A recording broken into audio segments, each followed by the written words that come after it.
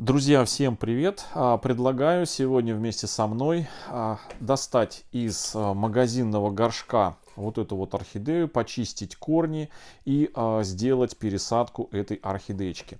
Это, друзья, приобретение прошлого года. Весной прошлого года купил вот эту вот орхидею. Это, друзья, не просто орхидея, это такой сиреневый биглип образец. Я вставлю, точнее не образец, а именно как она цвела вот сюда.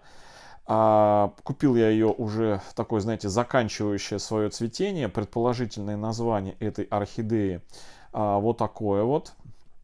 Почему предположительно? Потому что эта орхидея была без названия, и я уже сам искал название этой орхидеи. Ну, вот что мне удалось определить, это вот наименование. Да, друзья, это такой сиреневый биглип, еще и бабочка к тому же, ко всему прочему. Значит, она у меня с прошлого года растет, вот в таком стоит кашпо.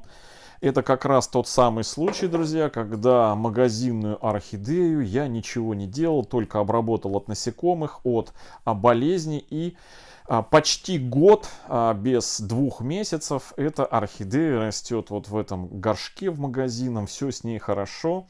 Так что не все орхидеи я потрошу сразу, многие орхидеи у меня растут месяцами, а некоторые даже годами в горшках без пересадки. Но это не означает, что нужно делать так, как я. Лучше всего, если вы новичок, то орхидею лучше всего достать из магазинного горшка и сделать чистку корней, посмотреть, что, удостовериться, что там, и если все нормально, то пересадить. Собственно, что мы сегодня и сделаем. Но с одной разницей, что я уже эту орхидею на протяжении неполного года нахождения у меня обрабатывал и от насекомых вредителей, и от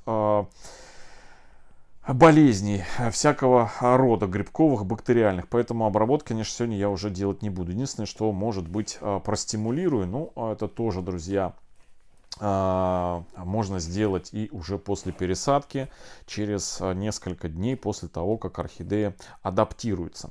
Значит, что хочу еще сказать. Значит, в прошлом году она была цветущая, ну, как заканчивала свое цветение вот этими 2 цветоносами. И уже дома у меня она нарастила новый цветонос, отцвела. Почку одну раскуклила, тоже отцвела. То есть орхидея такая мультифлорного цветения. Очень и очень интересная. И вот сегодня нам ее предстоит с вами достать и сделать пересадку. И заодно посмотреть, в чем она у нас сидела. Так, ну что, поехали. Такая у нас экспресс быстрая пересадочка. Так, бирку я выбираю. Цветоносы давайте я тоже, чтобы они нам не мешали. Я сейчас кончики пока подрежу до первых живых почек, а потом по необходимости либо удалим, либо уже на наше усмотрение оставим. Так, у нас здесь торчит вот такой вот корешок. Он, друзья, нам, знаете, особо погоды не делает. Этот корешок, он отросток, то есть идет корень и такой, знаете, отросточек от этого корешка. Он, знаете, тоже такой весь покоцанный, видите. То есть особой ценности он нам не представляет. Почему? Потому что у нас здесь, смотрите, и так корней достаточно много. Другое дело, когда, если бы у нас совсем здесь корней не было, то тогда да, мы бы за этот корень поборолись бы. Но в нашей ситуации такой необходимости нет. Так, ну что, легкими вот такими движениями, как всегда, сдавливающими по периметру немножечко, отклеиваем корни, которые приросли у нас тут, присосались. Мы их аккуратненько извлекаем. Так, вот здесь у нас прирос. Все, пошло потихонечку. Начинает по миллиметрику выходить. Все, вот такая вот красавица. Так, смотрим, в чем посажена, друзья, эта орхидея. Смотрите, какой грунт у этой орхидеи. Такой, знаете, мелкая кора. Мелкая кора. Таким образом, я могу заключить, что эта орхидея у нас сидит во влагоемком грунте, потому что мелкая кора, она ну, приравнивается к такому влагоемкому грунту. Маленькие частички, они хорошо между собой задерживают воду. Так, здесь у нас есть вот такой вот кокосово-торфяной стаканчик. Обратите внимание, лист поврежден, это механическое повреждение, магазинное. Сухарь этот я убираю, не нужен он нам. Так, убираем стаканчик торфяной. Вот таким макаром. Сейчас мы все это сделаем. Стаканчики, друзья, обязательно нужно удалять. И буквально пару дней назад я вам показывал видео, да вчера, результат того, что может быть с орхидеей, если не убрать этот стаканчик. И даже я с большим опытом не всегда могу дать стопроцентную гарантию, что с орхидеей все будет хорошо. Но я уверен в том, что когда я замечу, что у орхидеи вдруг что-то пошло не так, то я всегда могу достать, обработать и решить проблему. А вот новичкам нужно сперва получить опыт в лечении болезней, чтобы уже потом можно было доверять магазинной посадке и не пересаживать орхидею месяцами. Так, смотрите, какая прелесть.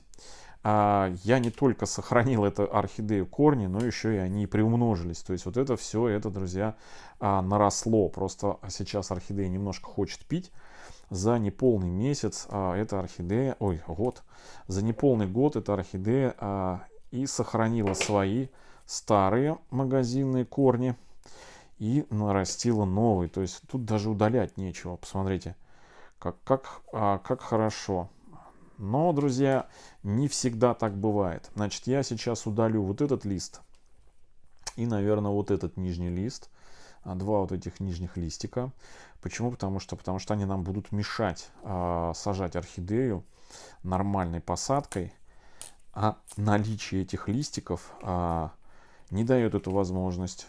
Если мы углубим, посадим вместе с этими листиками, они начнут подгнивать основание этих листиков, и что может привести к гниению корневой шеи. Так, вот так вот прям отрываю. Все, больше ничего у этой орхидеи я трогать не буду. Здесь все просто, друзья, замечательно. Единственное, могу срезать вот этот вот корень, который, ну, по большому счету, тоже здесь, знаете, он такой, знаете, как собаки пятая нога. Он вроде бы такой хороший, мясистый, но у орхидеи огромное количество своих дополнительных корней. А посадка этого корня может привести к его поломке. А, соответственно, поломается и начнет гнить. А от гниения может пойти нежелательные процессы. Поэтому я вот на месте сочленения, вот здесь вот, видите, вот в таких местах лучше всего это отрезать лишнее все. Я сейчас понимаю, что сейчас некоторые, кровью сердце кровью обливается. Но, друзья, посмотрите, какое богатство здесь корней. Поэтому, когда вот такие вот корни торчат, не будет ничего от этого хорошего, если вы будете запихивать их, значит, орхидею будете запихивать вот с такими корнями, они будут изламываться, вы будете пытаться сохранить что-то там. Поэтому лучше, когда у орхидеи очень много вот таких корней, то все лишние можно подгнившие или поломанные просто убрать. Вот, все. Вот это вот достаточно. Теперь нам ничего не мешает нормально, полноценно посадить эту орхидею. Так, во что будем сажать? Убираем все ненужное. Так, во что будем сажать? Горшок я выберу, друзья, вот такой вот стандартный горшок, но такое большое количество корней уже сюда, ну, как бы, знаете, не особо Ну, как-то так тесновато прям будет. Давайте я возьму сейчас другой горшок. Такой же, из этой же серии, но только на размер побольше. На размер побольше. Вот, я его достаю. Вот такой вот. Вот такой. Ну-ка, пробуем. Вот. Здесь, друзья, прям самое то. Именно вот прям под такой горшок корневая система. Сама орхидея, она небольшая, но хотелось бы, чтобы она разрослась и выдала нам не один цветонос, а несколько. Так, ладно, друзья. Давайте я сейчас замесю грунт и будем эту орхидеечку сажать. Так, что я буду? Значит, первое, это вареная кора. Вот такая вот роскошная кора. Она, конечно, крупноватая. Но я специально, осознанно покупал ее немножко большего размера, с возможностью, что можно вот такие куски по необходимости просто нарезать обычным секатором и какую нужно фракцию себе сделать. Чего не сделаешь, когда кора мелкая. Поэтому лучше больше, чем меньше.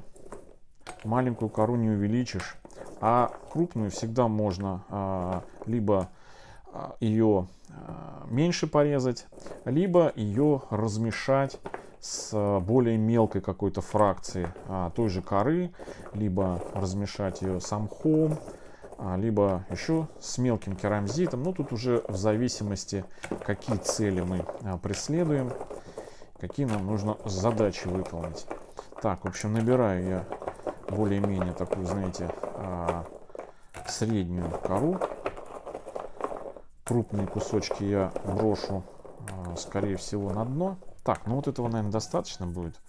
Да, вот этого достаточно, наверное, будет, потому что мы эту еще размешаем. Сюда добавим второй компонент. Второй компонент у нас будет, это, друзья, кокосовые чипсы. Мои любимые, мой любимый компонент, кокосовые чипсы. Значит, можно было бы, конечно, и мох сюда добавить, но отвечу на вопрос. Значит, когда меня спрашивают, что лучше, мох либо кокосовые чипсы. Значит, по своим влагоемким и аэрируемым свойствам они практически идентичны. И мох, и кокосовые чипсы. Единственная разница мха и кокосовых чипсов — это их долговечность. У кокосовых чипсов долговечность намного дольше, чем у мха сфагнума. Как показала практика прошлого года, я вам показывал, мох сфагнум подвержен съеданию почвенными грибами. Да, я уже показывал видео. Тех, кто новички, недавно только подписался, может посмотреть на канале у нас. Я показывал недавно видео, не помню, я уже в этом году или еще в прошлом году, где на примере ни одной орхидеи показывал факт того, как исчезает мох сфагнум, как его просто съедают почвенные грибы и просто ничего не остается от него. Так, ну вот так вот, друзья, вот такой будет у меня грунт. Он, с одной стороны, влагоемкий за счет вот этого кокосовых чипсов, раз, и в то же время очень аэрируемый за счет вот этих кусочков коры, которые не дают возможности кокосовым чипсам слеживаться, утрамбовываться. То есть вот такое. То есть и плюс кокосовые чипсы, значит, можно поливать эту посадку. Первым способом это замочил, достал буквально там 10 секунд и успел намокнуть. Вот кокосовые чипсы намокли, и кора не успела намокнуть, и этого во влажном климате будет достаточно. Я живу в сухом климате, в жарком, быстро просыхаемом, поэтому вот этот вот грунт очень хорош тем, что поставил, напитал орхидею в течение там часа, кора вот это напитается, и потом довольно продолжительное время будет передавать орхидее влагу. Поэтому я вот, собственно, вот за такую компоновку. Ну, можно было, конечно, еще вместо кокосовых этих чипсов, повторюсь еще раз, положить мох сфагнум. Ну вот сегодня я хочу посадить в кокосовые чипсы. Да. Так, на дно кладу крупные кусочки коры вареной. Кора просто изумительная, потрясающая. И по своим тактильным ощущениям, и по качеству обработки. Так, крупные кусочки где? Вот они. Вот. Так. Ну, вот кора вот здесь вот. Почему положил? Потому что это то место, где грунт будет соприкасаться с водой. То есть при поливе вода будет сливаться в поддончик, и водичка будет здесь стоять, здесь будут кусочки коры. Они будут напитываться, то есть низ будет немножко такой постоянно влажным, не мокрым, не болотистым, а именно влажным. И будет стимулировать рост корней в том числе. Так, на дно немножко мы кидаем вот так вот. С кокосовыми чипсами. Вот. Ну вот так. Все. Теперь мы усаживаем нашу красотку. Усаживаем. Вот. Даже при таком количестве корней горшок кажется маловатым, да? Но мы ее вот, прокручиваю горшок, и корни у меня закручиваются. Корни закручиваются и по спирали. Тут на самом деле не важно в какую сторону, важно именно в какую сторону сами корни у нас закручиваются. То есть понятно, что не против часовой стрелки, ну в смысле не против закручивания самих корней. Так, ну что, теперь укладываем самое такое занятие. Кстати, скажу так, что некоторые могут практиковать, я тоже показывал как-то в видео, можно практиковать, чередовать, то есть грунт не мешать сразу в этих, как его, вот в емкости, а из разных емкостей по чуть-чуть. Сперва достали, там кубики засунули коры, затем кинули кокосовые чипсы. Вот как сейчас, например, вот кубики я пропихиваю вот туда под основание сейчас, вот туда. Вот. Пустоты основные закрываю.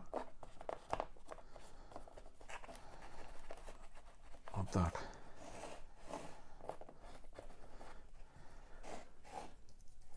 И теперь сами кокосовые чипсы. Они сырые, поэтому нужно их палочкой помогать им пропихиваться. Вот так.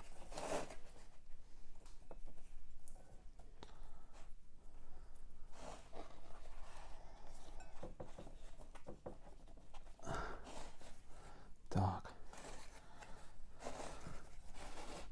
Маленькие кусочки. Так, грунт у меня останется, я его применю в другие посадки. Так.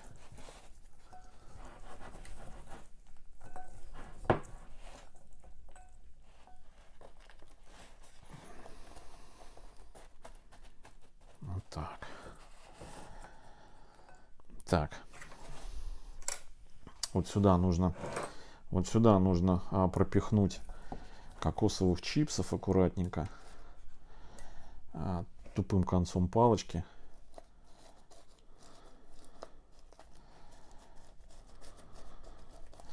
Немножко, так сказать, сократить воздушное пространство и сделать более таким влагоемким, чтобы корни не пересыхали. Но в любом случае у нас корни стремятся к внешним стенкам, да? Так, ну вот так вот. Так.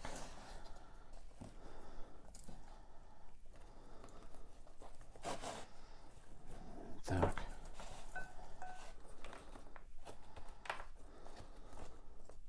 Ой.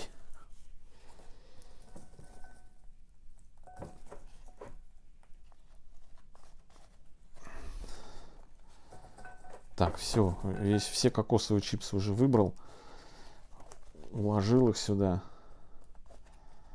а кору еще не всю израсходовал.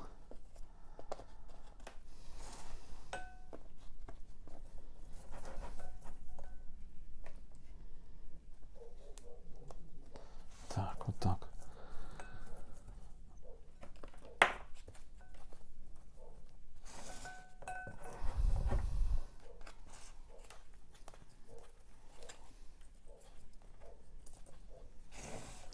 Так, ну и сами корни верхние вот эти вот я немножечко кокосовыми чипсами прикрою. Так, ну вот так у нас это все дело получилось. Вот. И здесь есть такие воздушные карманы. И серединка у нас немножко прикрыта кокосовыми чипсами. Вот. В общем, у нас вот такая вот получилась посадочка. Немножко подутрамбую по периметру. Вот. Так, и вот сюда подложу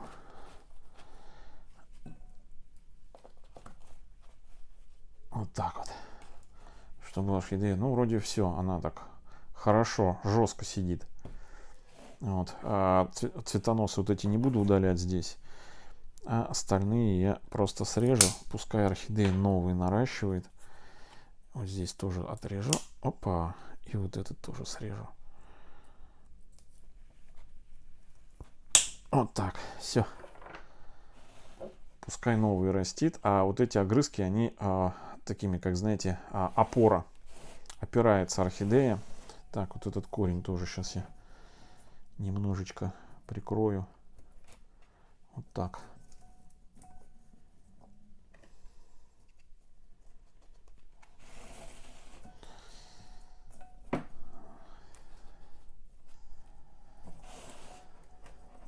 Все. Вот такая получилась у нас посадка. Беру бирочку и вставляю ее вот сюда. Хопа, сиреневый биглип. Все, друзья. Вот такая у нас первая посадка с применением вареной коры. Поливать буду эту орхидею, как только посмотрю, увижу, что у нас подсохли кокосовые чипсы. И первый полив будет у нас с замачиванием. Но я обязательно сниму видео. Мы пройдем весь процесс полива этой орхидеи. Думаю, что это будет через несколько дней. Посмотрим, как у нас будет напитываться кора. Мы засечем с вами время. Отмеряем воды. Сколько мы воды будем использовать для полива. И потом, значит, она у нас намокнет. Я подержу эту орхидею ради, знаете, самого себя эксперимента. Час она постоит у нас. После этого достанем и посмотрим, сколько воды останется. И уже будет понятно, сколько воды эта орхидея впитала, точнее грунт впитал. И потом засечем, на сколько дней хватит этого полива. Вот такой будет у нас интересный небольшой эксперимент. Ну а для этой орхидеи специально отдельно я заведу плейлист сиреневый биглип в вареной коре. Так я его и назову. Все, друзья. Всем хорошего настроения, всем добра, здоровья и до встречи в следующем видео. Всем пока.